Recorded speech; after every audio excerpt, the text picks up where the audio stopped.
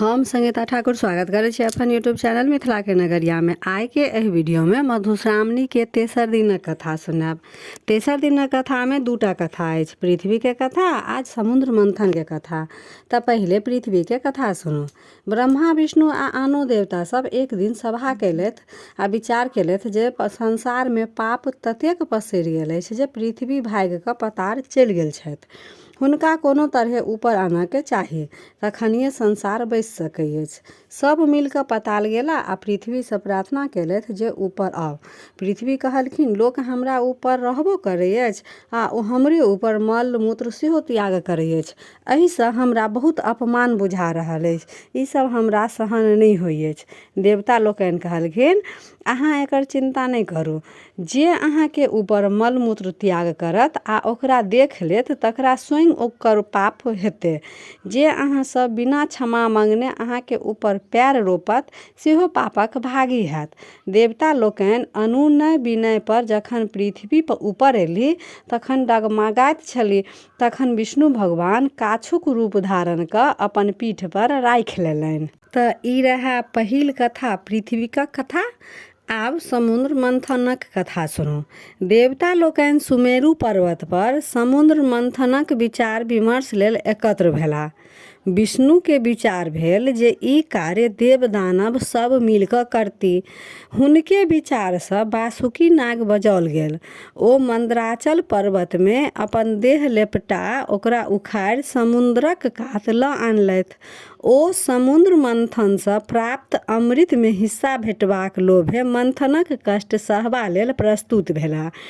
आब प्रश्न उठल जे अतेक भारी मंदार यदि समुद्र में खसायल जायत तऽ ओ डूबि जायत। तैं कोनो आधार हेबाक चाही जाहि ठाम राखि कऽ मंथन कयल जाय। ई भार देवता ओ दानवक आग्रह केला पर कच्छप राज गछि लेलनि। मंदराचल के मंथनी बनाओल गेल आ वासुकी नाग के ओकर रस्सी। समुद्र मंथन आरंभ भेल। नागक फोंफ दिशा दानव सब पकड़लनि आ पूछ दिस देवतागण।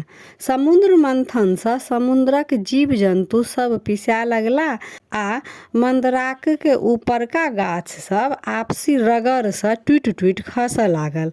ओहि रगड़ सँ पर्वत पर आगि लागि गेल तऽ ओहि परहक जे जड़ी बूटी, सोना चांदी, मूंगा मोती आदि सब जरि कऽ भस्म भऽ गेलै। देव दानव के गर्मी सँ व्याकुल देख इंद्र वर्षा करऽ लागल।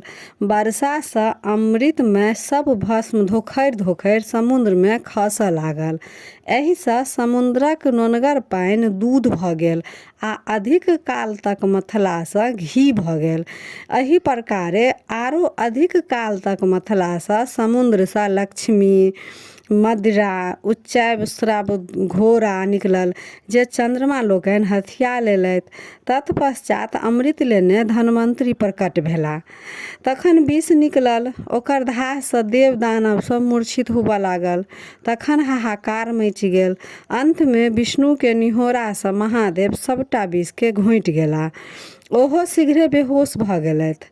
तखन गौरी के निहोरा विनती पर विषहारा संगे बहुत रास साँप, बिढ़नी, चुट्टी सब आदि जाकऽ महादेवक शरीर सँ विष निकालऽ लागल। अंत में महादेव के अनुरोध पर कंठ में कनेक विष छोड़ि देलक, जाहि सँ हुनक कंठ कारी भऽ गेल। तहिये सँ ओ नीलकंठ कहाबऽ लगलाह।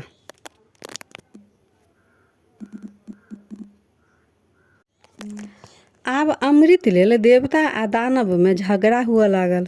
दानव सब कहल छल जे समुद्र सँ बहरायल सब वस्तु तऽ देवता सब लइए लेलनि, किंतु जाहि अमृत लेल हम सब एतेक परेशान भेलहुँ, एतेक परिश्रम केलहुँ, ताहि में हुनको सबके हिस्सा भेटबाक चाही। देवता सबके ई डर छलनि जे बिना अमृत पिन्हे दानव सब बहुत बलिष्ठ अछि आ कैक बेर देवता सबके परास्त कऽ स्वर्ग सँ भगा देने छलनि। यदि ओ सब अमृत पीब लेत तखन तऽ अमर भऽ जायत आ सदिखन हुनका सभके दबौने रहतनि। ई सोचि भगवान विष्णु मोहिनी रूप धारण कऽ दानव सभके मोहबाक लेल हुनका सभके आगू ठाढ़ भऽ गेलथि।